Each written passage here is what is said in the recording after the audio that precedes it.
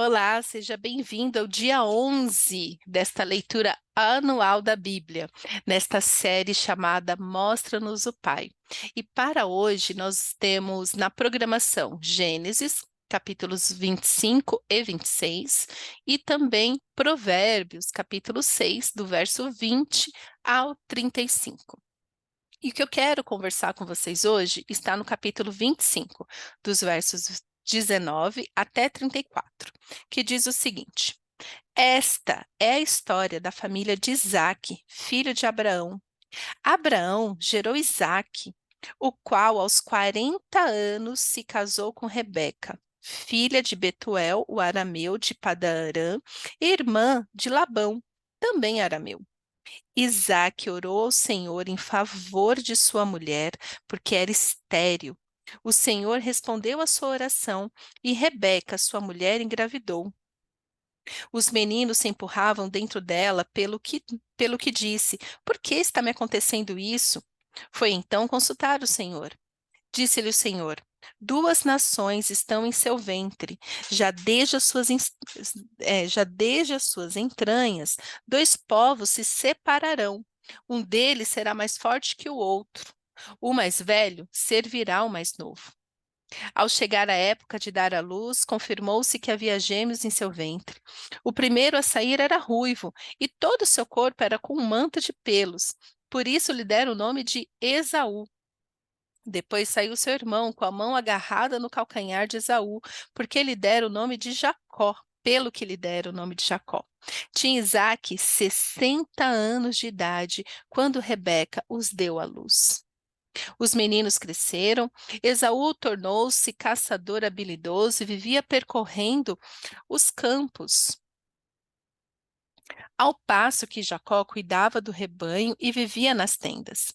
Isaque preferia Esaú, porque gostava de comer de suas caças. Rebeca preferia Jacó. Certa vez, quando Jacó preparava um ensopado, Esaú chegou faminto, voltando do campo, e pediu-lhe: Dê-me um pouco desse ensopado vermelho aí, estou faminto. Por isso também foi chamado Edom, que significa vermelho. Respondeu-lhe Jacó: Venda-me primeiro o seu direito de filho mais velho. Disse Esaú: Estou quase morrendo. Nossa, olha o drama. Olha, gente, tô falando, Bíblia é melhor do que novela mexicana. É um drama, é um drama. Disse Esaú: Estou quase morrendo. De que me vale esse direito? Jacó, porém, insistiu: Jure primeiro. Ele fez um juramento, vendendo o seu direito de filho mais velho a Jacó. Então Jacó serviu a Esaú pão com ensopado de lentilhas. Ele comeu e bebeu, levantou-se e se foi. Assim Esaú, presta atenção nisso, que isso vai ser importante nas próximas leituras. Esaú desprezou o seu direito de filho mais velho. É um trecho, um pequeno trecho, mas tem tanta coisa nesse pequeno trecho que, olha, a primeira coisa que me chama a atenção é que, assim, Isaac, ele só casou com 40 anos. A sua mãe já havia falecido, né? Sara já havia falecido. Tanto que, né, a Isaac, quando ele se encontra com Rebeca, né, fala que ele superou o luto no colo de Rebeca, né, nos braços de Rebeca. É, eu creio que Isaac, ele cresceu ouvindo sobre a história, o seu milagre, a história de como ele nasceu, o milagre do seu nascimento. O seu pai com 100 anos de idade, a sua mãe com 90 anos de idade, ele sendo filho da promessa. Só que eu penso mais, como Abraão falava para Isaac sobre o legado que dele, de Abraão, através de Isaac, haveria uma descendência tão grande que não se poderia contar. Eu fico imaginando isso, por quê? Porque Isaac, ele orou pela sua esposa durante 20 anos, e o texto deixa muito claro que Isaac orou ao Senhor em favor da sua mulher, porque ela era estéril. O Senhor respondeu a sua oração e Rebeca ficou grávida. O texto faz questão de dizer que ele tinha 40 anos quando casou e que com 60 anos ele se tornou pai, então significa que durante 20 anos ele intercedeu por Rebeca. Durante 20 anos. E o texto deixa muito claro que neste caso, foi Isaac que foi insistente ao Senhor. Nós conhecemos, pelo menos eu, o que eu mais conheço são mulheres que oram para ter filhos, ou casais, mas eu ainda não conheci nenhum homem que ora pela sua esposa, neste nível. Porque pensa, Rebeca veio com um defeito, digamos assim, né? Como assim? A partir de mim, vou gerar multidões e toda uma geração e tudo mais, e eu caso com uma estéril. Então, Isaac, ele tem essa vida de temor ao Senhor, que é a primeira coisa. Ele não caiu no mesmo erro do seu pai, que gerou Ismael. Não, ele não caiu no mesmo erro de falar assim, não, eu vou dar um jeitinho. Nem Rebeca deu um jeitinho. Porque Isaac honrou a aliança do casamento até o fim, né? Então, se a gente pode chamar alguém de fiel, nós podemos chamar Isaac. Isaac foi fiel a uma única mulher, que foi Rebeca. E ele sabia que se o Senhor tinha o abençoado com aquela esposa, seria com esta esposa que ele teria filhos. Por quê? Porque este foi o exemplo dos seus pais. Se Abraão, mesmo tendo Ismael, foi através de Sara que veio Isaque, o filho da promessa, uma mulher estéril. Então, eu creio que Isaque orava falando: se o Senhor fez este milagre na minha mãe, o Senhor fará este milagre na minha esposa. Por quê? Porque Deus não erra. A palavra de Deus não volta vazia. A palavra de Deus é imutável. Deus é fiel. E se Deus permitiu que ele se casasse com Rebeca, porque foi bênção do Senhor, você lembra de todo o trajeto. Abraão mandando o seu servo que foi lá, de cara o servo dele teve sucesso, encontrou com Rebeca, trouxe Rebeca. Ou seja, Rebeca não veio por um acaso, Rebeca não veio de unidunité, vamos com essa daqui mesmo. Para Rebeca se tornar esposa de Isaac, teve toda uma oração. Senhor, me dê o seu favor, que eu encontre favor, que eu leve uma esposa. Você acha que Abraão também não intercedia pela a sua nora? No sentido assim, de pedir ao pai que abençoasse o seu filho com uma esposa segundo o seu coração. Então, Isaac, ao estar casado com Rebeca, ele sempre creu na fidelidade do Senhor. E assim, não teve apenas um, mas teve 2 filhos, de uma vez só. Ah, então, meus queridos, precisamos de homens nesta geração que orem pelas suas esposas, crendo no milagre. Talvez hoje o que nós mais precisamos, talvez o que nós mais precisamos na nossa igreja, no meio da igreja, é ter mais Isaques, aonde olha o exemplo dos pais e crê no Deus que faz nova todas as coisas, no Deus de milagres, no Deus do impossível. Porque Isaac, ele fez exatamente isso. E hoje, eu quero ter. O discurso que mais se ouve, né? Eu quero ter um casamento longo que nem dos meus pais, que estão casados há sei lá quantos anos. E a pessoa é tão frágil que desiste no primeiro problema, no segundo problema, não persevera até o fim. Com certeza é difícil. Imagina 20 anos. 20 anos interceder por um útero estéril. Mas, se o Senhor já fez o milagre, se eu sou fruto do milagre, o Senhor pode fazer mais. O Senhor pode fazer mais milagres na minha vida, na minha família, na minha esposa, nos meus filhos. Precisamos de mais Isaques que crê no Deus do impossível, que persevera até o fim. Isaac, talvez Abraão tenha contado para ele sobre Ismael, falando: ai, filho, deixa eu te contar por que que Ismael é o seu irmão. Então Isaac foi lá e falou: não, eu não vou fazer como meu pai. Eu já aprendi com o erro do meu pai. Na minha história, eu vou fazer diferente. Por isso que nós temos que olhar para a história de Isaac, olhando o que que meu pai fez que não deveria ter feito e que eu vou fazer diferente. Qual milagre o Senhor já fez na vida dos meus pais? E eu vou crer que Ele vai fazer na minha família, ainda vai fazer o quê? O dobro. Porque quando Deus abriu a madre de Rebeca, abençoou o útero de Rebeca em resposta a orações, resposta de perseverança, o Senhor deu em dobro.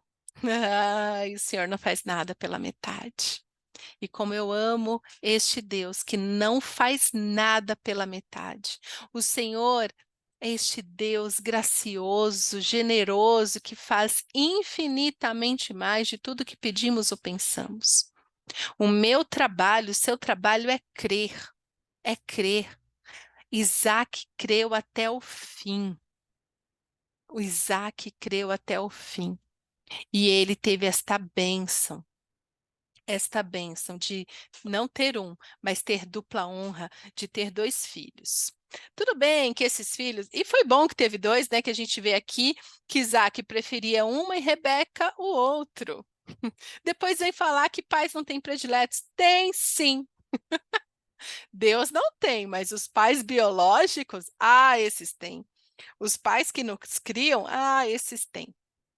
Mas enfim, o Senhor, quando as crianças estão brigando ali no útero, Rebeca, que nunca ficou grávida, não se menciona, não tenho ideia da idade de Rebeca. Eu creio que ela não era assim tão idosa quanto Sara, né? Senão eu acredito que o texto traria isto para a gente também.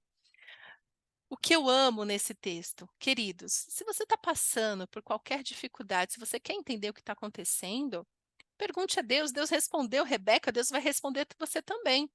E Deus simplesmente falou para Rebeca assim: ó, deixa eu te falar, duas nações estão em seu ventre. Então, uma nação se formou a partir de Jacó e outra nação a partir de Esaú. Porém, e esses dois povos, eles se separarão. Né? Então a gente vê o que acontece depois na história. Um deles será mais forte que o outro, o senhor não falou. Né? Falou, ó, um deles será mais forte que o outro. Mas o mais velho servirá ao mais novo. Simples assim. Eu não sei você, se você ficaria feliz de ter essa resposta. O que eu posso te dizer é que quando Deus fala, Ele nos traz o conforto de que Ele está no controle de todas as coisas. Deus não desenha o nosso futuro. Olha, deixa eu te falar, vai ser assim, assado, assim, nanana. Não. O Senhor te dá um vislumbre do futuro para que você descanse de que Ele está no controle de todas as coisas. É por isso que a palavra de Deus diz que quando a profecia vem do Senhor, ela se cumpre. Se cumpre. Quando Deus fala, se cumpre. Ponto. Aí que alguns dizem, os caminhos do Senhor são tortos. Não. Torto é a gente, os caminhos do Senhor é reto. A gente que não anda nele. Mas enfim, se você está passando por algum tormento, pergunte ao Senhor que Ele vai te responder, porque Ele é o bom Pai, Ele é maravilhoso. E aí se cumpre, né? Realmente, sai Esaú, Jacó ali grudado no calcanhar, falando, volta aqui para a gente terminar essa treta, para a gente brigar um pouquinho mais. Ai, maravilhoso. Mas veja isso, Esaú, ele era tão displicente com as coisas, né, que com a vida, assim, imagina, ele chega com fome. Por isso que, sabiamente, você não pode tomar decisões com fome. Porque quando você toma decisões com fome, né, você pode estar perdendo muita coisa. Mas ele chegou faminto. E Jacó? que era muito do malandro, de, deixa eu ver o que que eu ganho. Gente, era somente irmão sendo irmão, ok? Irmão sendo irmão, né? Fica, ai, porque isso, porque aquilo. Eu não sei você, eu tenho 3 irmãos, somos um total de 4. Quando a gente era criança, adolescente, era isso aqui. Ah, tá. O que que você vai me dar em troca? Deixa eu ver o que que você tem de muito bom para poder me dar. Irmão sendo irmão. Mas enfim, maravilhoso. Eu sou super a favor de ter irmãos. Bora. É maravilhoso ter irmãos. Mas então, Jacó, ele faz isso. Olha, me venda primeiro o seu direito de filho mais velho.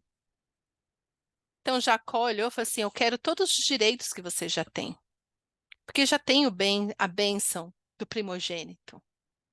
Jacó falava assim: não, eu quero ser o primeiro. Eu quero ter essa bênção aí, né? Esaú era um cara do campo, habilidoso, vivia percorrendo os campos e tal. Jacó era pessoa de boas, né? Então ele cuidava do rebanho, vivia nas tendas, ele gostava de uma vida mais de boas. Então, assim, a verdade que eu acredito assim, lendo, eu vejo que o quê? Esaú tinha essa característica assim de, eu quero mesmo é aventura, eu quero ir, não quero burocracia não, né? Tanto que ele fala, do que me adianta o direito de filho mais velho, né?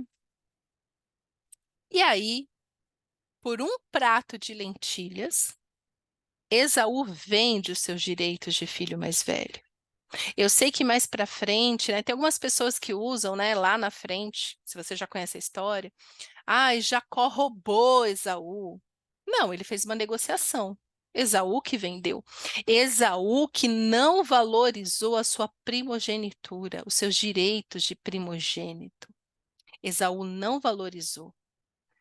Então, cuidado para que você não esteja cometendo o mesmo erro que Esaú, dando o que você tem de bênção do Senhor, porque era um direito que ele tinha a bênção do primogênito, ele tinha o direito, mas ele vendeu por uma necessidade imediata que ele tinha.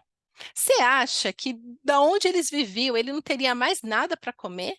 Ele teria só o ensopado de Jacó para comer?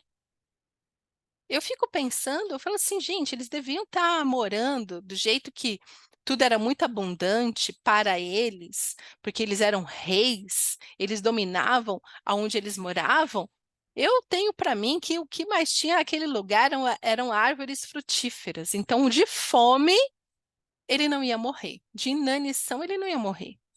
Mas ele foi o quê? Displicente. Então, trazendo para mim e para a sua realidade hoje, cuidado pra, para que você não esteja vendendo algo que Deus te deu gratuitamente. A bênção. Uma bênção gratuita que o Senhor te deu e você está negociando por um prato de lentilha, por uma necessidade imediata. Porque aí depois não reclama das consequências. Depois não reclama das consequências. Amém? Então, muita coisa nesse texto, mas eram essas duas coisas que eu gostaria de falar para você. Se você é casado, ore pela sua esposa, ore pelo seu marido. Se você não é, se você está solteiro, já ore pelo seu cônjuge. Ore, você não sabe as dificuldades que vocês vão encontrar quando vocês de fato casarem. Já, Isaac só descobriu quando eles casaram. Então, já antecipa aquilo que dá para antecipar. Já ore pelo gênio do seu cônjuge, já ora pelo coração quebrantado, por um coração convertido, né? Ore pelo seu cônjuge. Creia neste Deus, que é Deus que une as pessoas, nada é por um acaso. Não desista do seu casamento. Ore pelo seu cônjuge. E não negocie a sua bênção por causa de uma necessidade imediata. As consequências podem ser devastadoras. E o versículo de hoje para fixar essa história, para decorar Provérbios 6:32, que diz: Mas o homem que comete adultério não tem juízo. Todo aquele que assim procede, a si mesmo se destrói. Ou seja, Isaac não cometeu adultério, foi uma bênção. Então não cometa você um adultério, não seja um sem juízo. Você pode levar tudo a perder, tanto adulterando no casamento, quanto adulterando com Deus, porque o adultério, biblicamente falando, como Deus encara o adultério, quando ele fala, vocês adulteraram, é por causa da idolatria. Então, cuidado. Decore esse versículo para você nunca cair na armadilha do adultério. Amém? Pai, obrigada pela tua palavra. Eu te peço hoje, Senhor, pelos casais. Os casais que estão me ouvindo agora, que de repente estão passando por tribulação, que eles possam, Senhor, receber do Senhor um refrigério que só o Senhor pode dar, que eles possam, ó Pai, realmente orar uns pelos outros, confiando que é o Senhor quem restaura. Abençoa, Senhor, os casais que têm buscado o Senhor por um milagre, de ter filhos, de gerar filhos, pelo milagre de educar filhos, pelo milagre de se darem bem, de se amarem, de valorizarem um ao outro. Nos abençoa, Senhor, para que tenhamos consciência da bênção que o Senhor tem nos dado, para que não caiamos na armadilha de vender os nossos direitos por causa de uma necessidade imediata. Nos abençoa, Senhor, com a tua presença, com o teu discernimento e com a tua vida, Pai. É o que eu te peço. Em nome de Jesus. Amém.